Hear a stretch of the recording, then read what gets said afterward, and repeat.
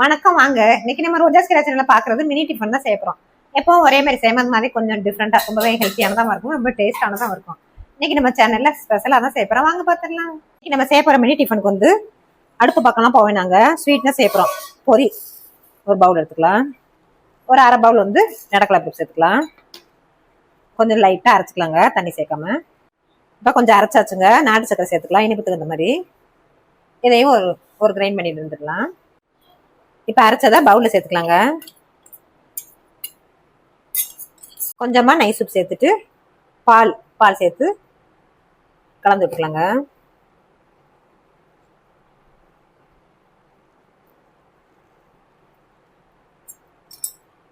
இப்ப இதுல இந்த ஸ்வீட்டுக்கு கொஞ்சம் மாம்பழ சீசன் இருக்கிறதுனால மாம்பழத்தை ஜார்ல அரைச்சி வச்சிருக்கீங்க, அதை சேர்த்துக்கலாம். அந்த பல்பை நம்ம சீசன் இருக்கும்போது இந்த மாதிரிலாம் ட்ரை பண்ணி சாப்பிட்டுக்கோங்க. அப்ப நம்ம ஆசைப்பட்டாலும் இதெல்லாம் நமக்கு கிடைக்காது, செய்ய முடியாது. நல்லா பிசைஞ்சாச்சுங்க. கையில நெய்யோ எண்ணெயோ தடவிட்டு உருண்டையா லட்டா பிடிச்சிக்கலாங்க. ஈஸியான ஸ்வீட்டுங்க, ரொம்ப ஹெல்த்தியானதும் கூட. டீ போடுற டைம்ல செஞ்சிடலாங்க அந்த மாதிரி ஸ்நாக்ஸ். மீதற்கு எல்லாத்தையுமே நம்ம உருட்டி எடுத்துக்கலாங்க. மினி டிஃபன்ல செஞ்ச லட்டு ரெடி ஆயிடுச்சுங்க. ஸ்வீட்டு ஈஸியா ரெடி பண்ணியாச்சுங்க. அடுத்ததான் மினி டிஃபன்ல வந்து சப்பாத்தி தாங்க சேர்க்கிறோம். தக்காளி சப்பாத்தி. வேற சப்பாத்தியை சாப்பிடாம இந்த மாதிரி தக்காளி சப்பாத்தி சாப்பிடலாங்க. கோதுமை மாவு சேர்த்துக்கலாம். தக்காளியை அரைச்சி வச்சிருக்கேன், அதை சேர்த்துக்கலாங்க. அடுத்ததான் நைஸ் சூப் சேர்த்துக்கலாம். இப்போ நல்லா பிசைஞ்சுக்கலாங்க.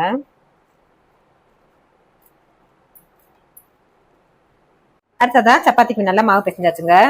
கட்டையில கொஞ்சமா எண்ணெய் சேர்த்துட்டு தேய்ச்சி எடுத்துக்கலாம்.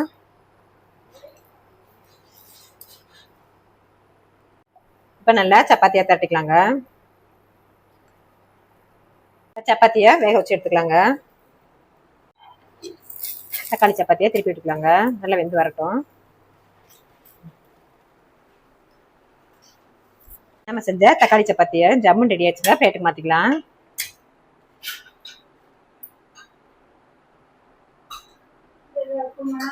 அடுத்ததான் ரவா கிச்சடி தாங்க செய்யறோம். ரவா கிச்சடினா ரொம்ப ஃபேன் நிறைய பேர் இருக்காங்க. முன்னாடிலாம் அதை தான் நிறைய சாப்பிடுவாங்க. இப்போ ஆனால் அவ்வளவா சாப்பிட்றது இல்லை. இன்னைக்கு நம்ம ஸ்பெஷலாக செய்ய போறோங்க ரவா கிச்சடிய. அதுக்கு கடாயில ஒரு பவுல் ரவா சேர்த்துருக்கேன். ஒரு ஸ்பூன் நெய் எண்ணெய் சேர்த்து வறுத்துக்கலாங்க. இப்போ நல்லா இளவரப்பா வறுத்துக்கலாங்க. இளவரப்பா வறுத்துக்கலாங்க. ரவா கருகிடக்கூடாது, கொஞ்சம் வாசம் வர வரைக்கும் வறுத்தா போதும்.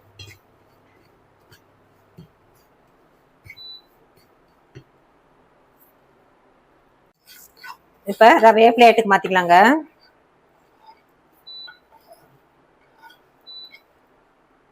கிச்சடிக்கு தாளிப்பு கொடுத்துக்கலாங்க. கடாய் காயுதுங்க, எண்ணெய் சேர்த்துக்கலாம். எண்ணெய் நல்லா காஞ்சி வந்துருச்சுங்க. சோம்பு சேர்த்துக்கலாம். அடுத்ததான் வெங்காயம் சேர்த்துக்கலாங்க. அடுத்ததான் கருவேப்பிலை சேர்த்துக்கலாம். எல்லாத்தையும் நல்லா வதக்கிக்கலாம். கிச்சடிக்கு தேவையான உப்பு சேர்த்துக்கலாம், நைஸ் உப்பு. அடுத்ததா பட்டாணி, கேரட் சேர்த்துக்கலாம். உங்களுக்கு என்னென்ன வெஜிடபிள்ஸ் விருப்பமோ சேர்த்துக்கலாங்க. அந்த மாதிரி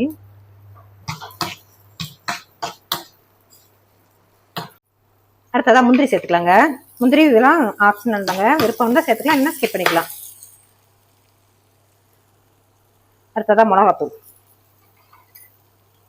மஞ்சத்தூள், இஞ்சி பூண்டு பேஸ்ட், தக்காளி அரைச்சி வச்சிருக்கோங்க, அதையும் சேர்த்துக்கலாம். எல்லாத்தையுமே நல்லா வதக்கிடலாம்.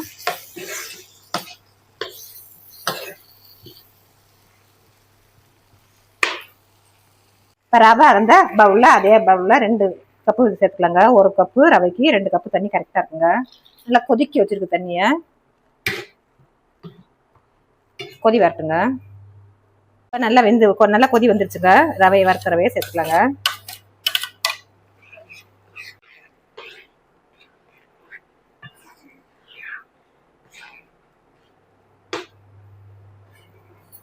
நல்லா கலந்து விட்டுக்கலாங்க.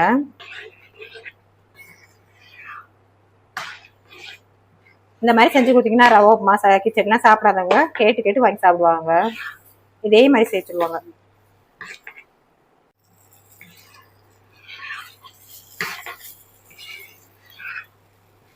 ஃபைனல் டச்சா கொத்தமல்லி தழை சேர்த்துக்கலாங்க. நாம செஞ்ச ரவா கிச்சடி ஜம்முன்னு ரெடி ஆயிடுச்சுங்க. அடுப்பு ஆஃப் பண்ணிட்டு பவுலுக்கு மாத்திக்கலாம்.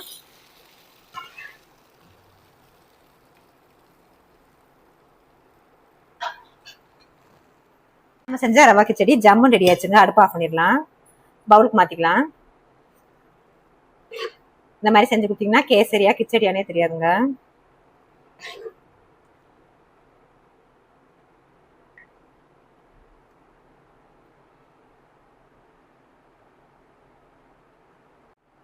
பிளேட்டுக்கு மாத்திக்கலாங்க.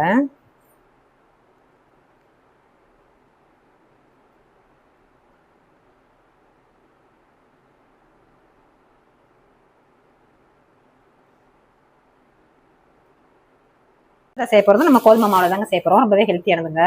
கோதுமை மாவு பவுலில் சேர்த்துக்கலாம். கொஞ்சமாக நெய் சுட்டு சேர்த்துட்டு தண்ணி ஊற்றி பிசைஞ்சு சப்பாத்தி மாவு மாதிரி பிசைக்கலாங்க.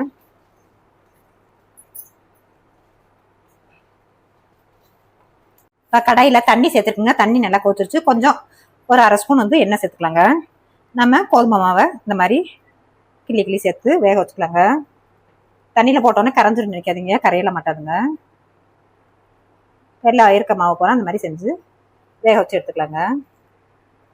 இப்போ நல்லா வெந்து வந்துருச்சுங்க. வடிச்சுக்கலாம். இதான் தாளிப்பு கொடுத்துக்கலாங்க. கடாயில் எண்ணெய் சேர்த்து தாளிச்சுக்கலாம்.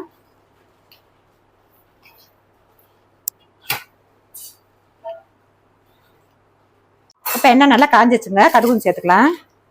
கடுகு நல்லா வெடிச்சு வரட்டும். இப்போ நல்லா கடுகு வெடிச்சு வந்துருச்சுங்க. அடுத்ததா கருவேப்பிலை கடலை பருப்பு சேர்த்துக்கலாங்க. அடுத்ததா வெங்காயம் சேர்த்துக்கலாம். உப்பு சேர்த்துக்கலாங்க.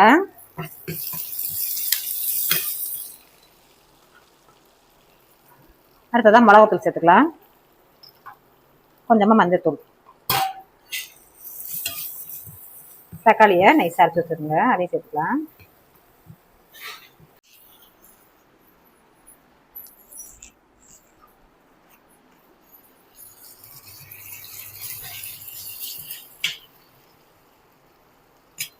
நம்ம வேக வச்சு வச்சுருக்கதையும் சேர்த்துக்கலாங்க.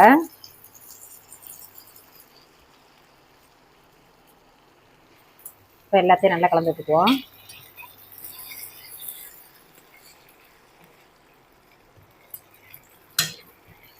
பிளேட்டுக்கு மாத்திக்கலாங்க. எப்போ ஒரே மாதிரி செஞ்சு கொடுக்காம இந்த மாதிரி டிஃப்ரெண்டா செஞ்சு கொடுக்காம எல்லாருமே விரும்பி சாப்பிடுவாங்க.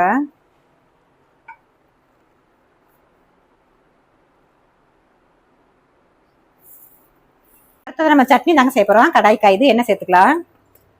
கொஞ்சம் பூண்டை வதக்கிக்கலாங்க. பூண்டு வெங்காயத்தையும் வதக்கிட்டு சட்னி அரைச்சிக்கலாம்.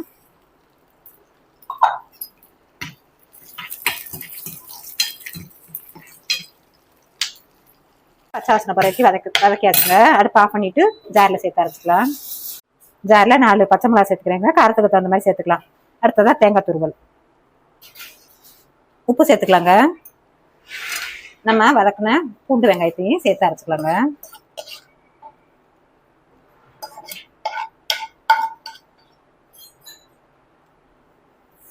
அடுத்ததா கருவேப்பிலையும் கொத்தமல்லி தழையும் சேர்த்துக்கலாங்க. நல்லா குறகுறப்பா அரைச்சி எடுத்துட்டு வந்துடலாங்க. ரெடி ஆயிடுச்சுங்க. பவுலுக்கு மாத்திக்கலாம். சட்னிக்கு தாளிப்பு கொடுத்துக்கலாங்க. எண்ணெய் நல்லா காயுது, கடுகு சேர்த்துக்கலாம்.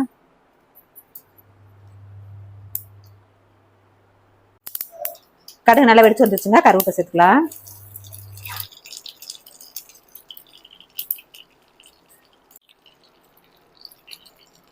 நல்லா கடுகு உளுந்து கருவேப்பிலையெல்லாம் நல்லா சட்னிக்குரிய வாசம் வந்துருச்சுங்க. அடுப்பு ஆஃப் பண்ணிட்டு சட்னியில சேர்த்துக்கலாங்க.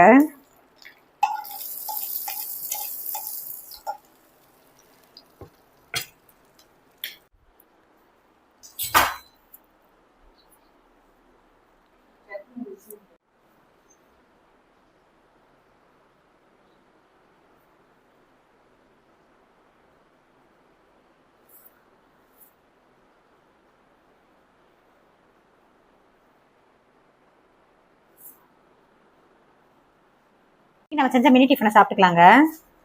ஃபர்ஸ்ட் ஸ்வீட்லேருந்து ஆரம்பிச்சிடலாம். ஸ்வீட்டுங்க. அடுத்ததான் மோமோஸ். நம்மளாம் வைக்கிறதாங்க பேர்லாம். இல்லைன்னா நீங்களே பேர் வச்சிருங்க. தேங்காய் சட்னி சேர்த்துக்கலாம். அடுத்ததா கிச்சடியும் சேர்த்துக்கலாங்க.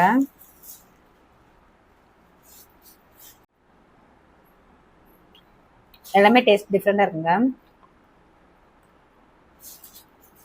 அடுத்ததா கிச்சடியும் சாப்பிட்டுக்கலாம். இந்த மோமோஸையும் சாப்பிட்டுக்கலாங்க. இன்னைக்கு நம்ம செஞ்ச மினி டிஃபன் பிடிச்சிருக்கு நம்புறேன். சப்ஸ்கிரைப் பண்ணுங்க, லைக் பண்ணுங்க, ஃப்ரெண்ட்ஸ் அண்ட் ஃபேமிலி ஷேர் பண்ணுங்க. தேங்க்ஸ் ஃபார் வாட்சிங்.